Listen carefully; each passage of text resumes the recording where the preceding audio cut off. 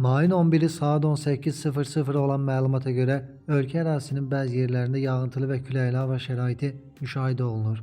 Doğru Xəbər Azərbaycan bildirir ki, bu barədə Milli Hidrometeorologiya Xidməti açıqlama yayıb. Naftalan, Şəki, Göygöl, Zaqatala, Daşkəsən, Gədəbəy, Şəmkir, Tovuz, Balakən və Goranboyda şimşək çaxır. Arabir leysan xarakterli yağış yağır. Bir sıra ərazilərdə qərb küləyi əsir.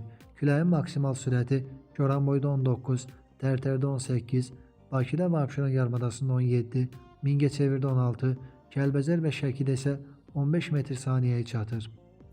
Mayın 11-i saat 17:05 radələrində Şəki rayonunda və Tərtər rayonunda diametri 5-7 mm, Daşkəsən rayonunda isə diametri 1 mm olan dolu düşüb.